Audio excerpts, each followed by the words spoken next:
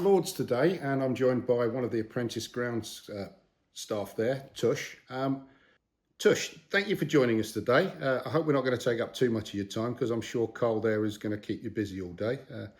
He won't let you off for too long. First question I'm going to ask is, people see the finished pitch on match day, yeah? As an apprentice, what's the one thing that has surprised you about what goes into the work before people even turn up?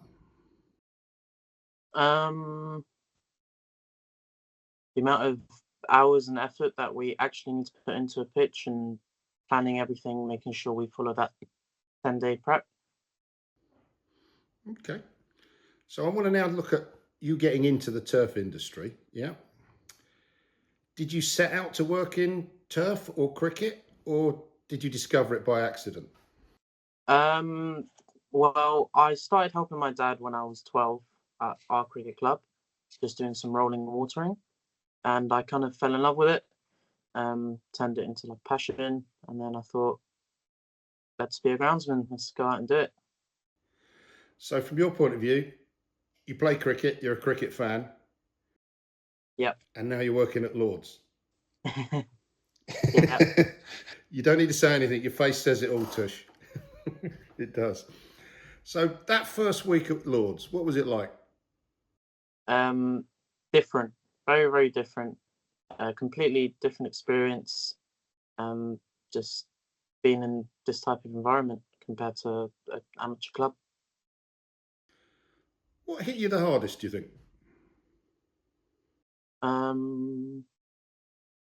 The hours, not being able to come in and out whenever you feel like it, and making sure everything's done properly, not just willy-nilly, no boots on or whatever it is, following all the right precautions. So other than those kind of precautions, yeah, what's the skill that you've learned that you didn't realise was so technical, perhaps? Probably fertilizing, because before I came to Lords, it was kind of just go for it. You just eyeball the spread and go again. But here we actually measure everything out, make sure we have the right proportions, and do everything properly. So you're working at Lords. How's the pressure hit you compared to working for your local club? To be honest, I feel like there's less pressure working here, just because Carl lets us feel like there's not much pressure. I feel like he takes it on all himself, whereas at an amateur cricket club, especially when you're playing with someone or everyone at the club, and you get a pitch wrong or you made a mistake and 1 week's bad, all of a sudden there's 50, 60 people against you, whereas here we don't feel any of that pressure. Okay, so Carl kind of absorbs all of that for you. Yeah, obviously there is the fans and everything, it's all in your head, kind of.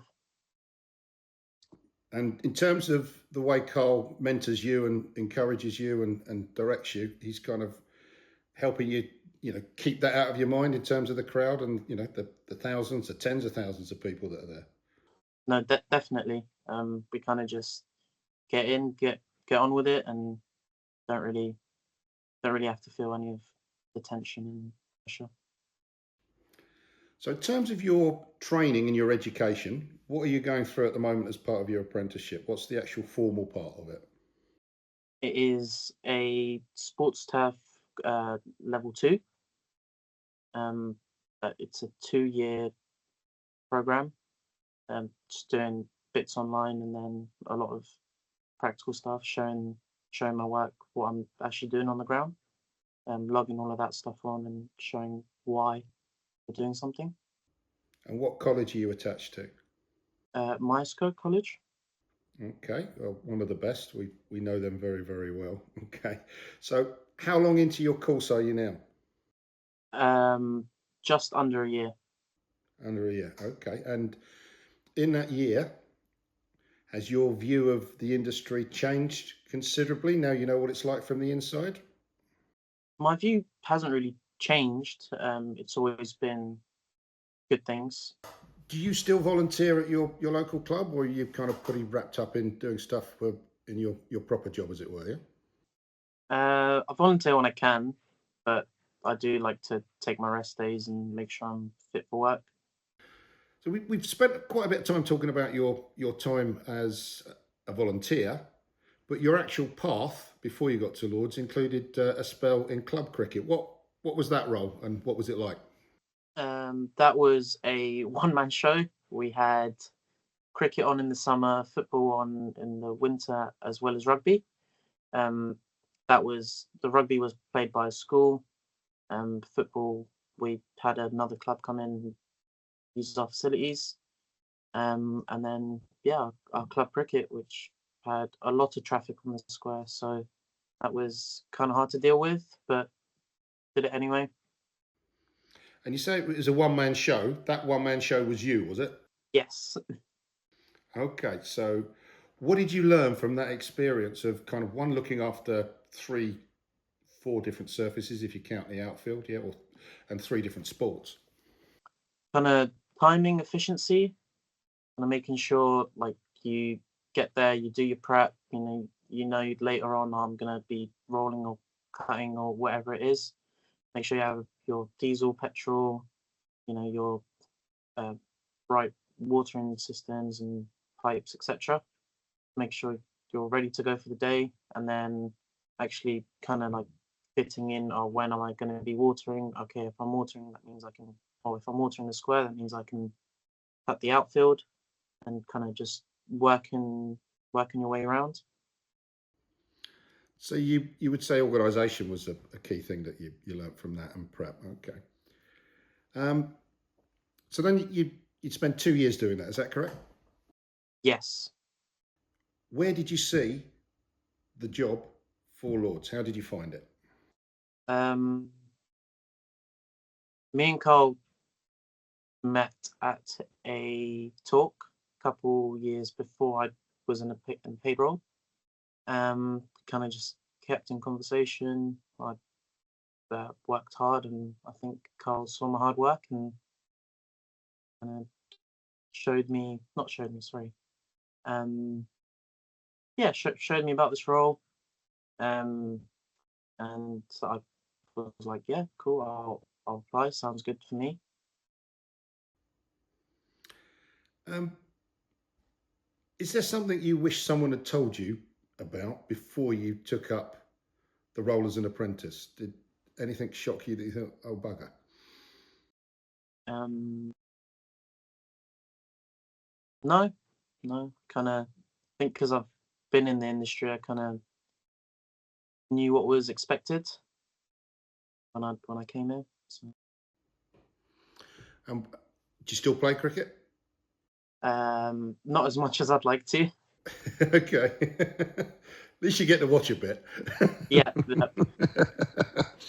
And when you're back at your club, do you find now that other players and the other grounds people there that are volunteering are looking to you and maybe asking you for, how do they do it at Lords? yes, definitely. I'm always getting questions from people at not just my club but other clubs as well. Um, how to do small, simple things, or big ideas, projects, etc. What's one little thing that perhaps you've introduced to your club that has had an impact? A slightly different rolling technique. So my dad actually does the club that I'm at, and Yeah. I went today, and it's funny because my dad taught me how to roll, but obviously it was slightly different. So I went back and I ran up to him. I was like, Dad, we do it like this at Lords, and I explained why, and he's like, oh, that actually makes sense. So ever since he started doing like that.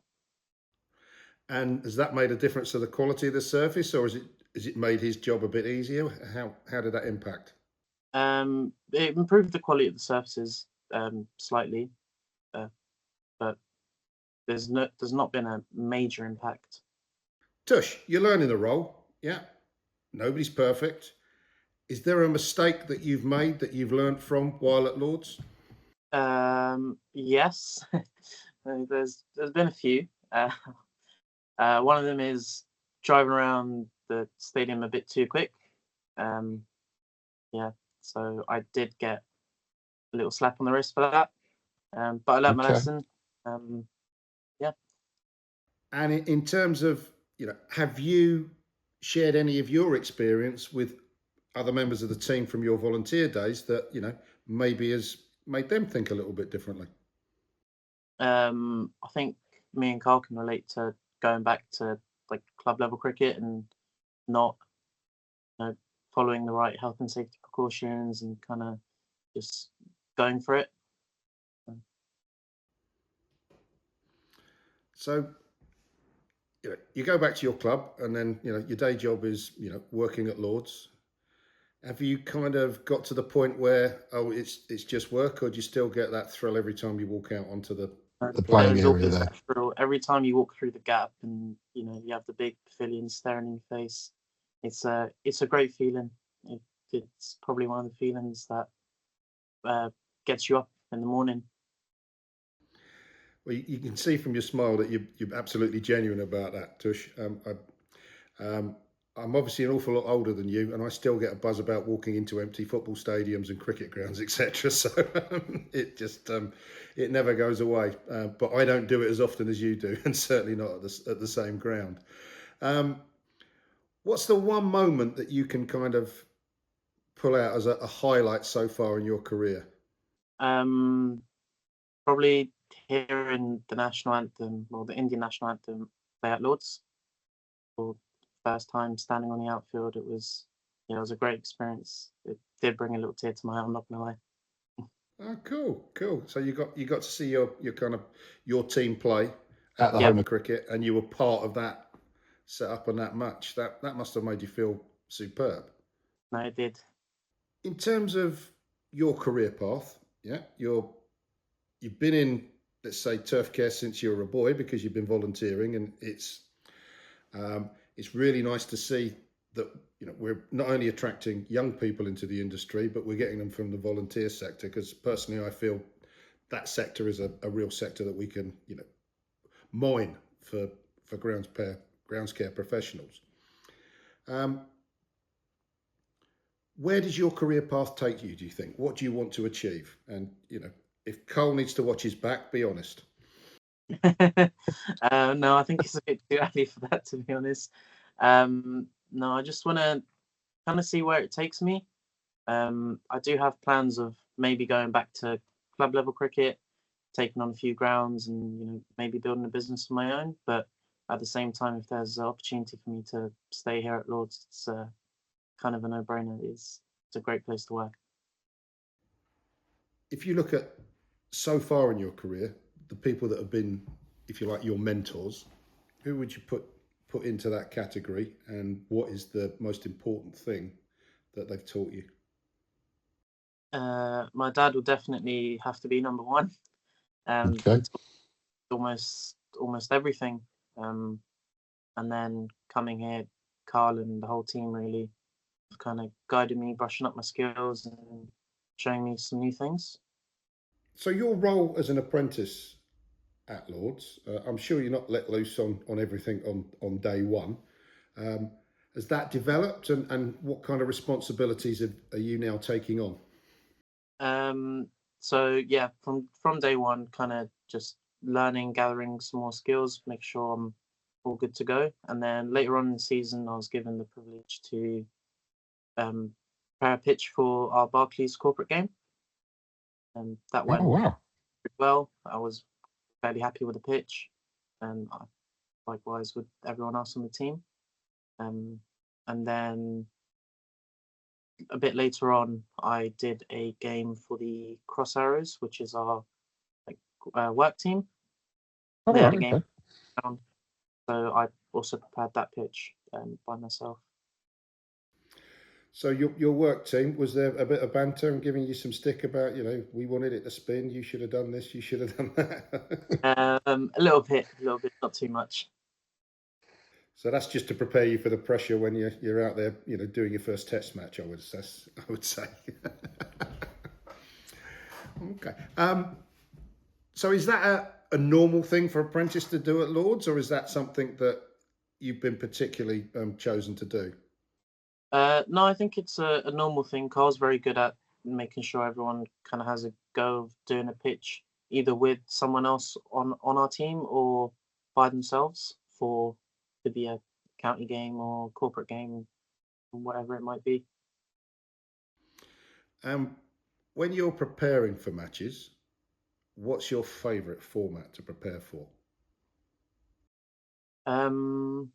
Probably the test matches. There's a lot more that goes into it that I didn't know about. Such as? Just the level of preparation you have to do, the height of cuts and etc. And like when we first actually initially cut it out, making sure everything's all good to go. There's no mess ups. What was your first test match that you worked on? The South Africa Australia World Test Championship final. Oh well, that's a hell of a one to start on, isn't it? Yeah. So what did that feel like? That was electric around the stadium. It was a great atmosphere to be in. You kind of do feel the pressure, but I feel like you kind of put it on yourself. There's no real pressure that's actually being put on you. And what was your role in the build up to that and during it? I was mainly on the nursery ground preparing the practice wickets, as well as knowing the outfield on the main ground. Cool. Okay, so you can somewhere down the line say you shared a pitch with those guys. You don't have to tell them you weren't playing. Yeah. Tush, you've been in it a year now. Do you feel you've made the right choice? Are you in the right industry? Yes, definitely. I love what I do, and I think there's no going back. This is Okay. what I see myself doing for possibly the rest of my life. Okay. Tush, it's been great talking to you. We'll let Carl get you back working hard, and we hope to see more of you in the future. I'm sure you're a young man that's going to be around and in view of the industry for some time to come, and we wish you all the best with that. Thank you.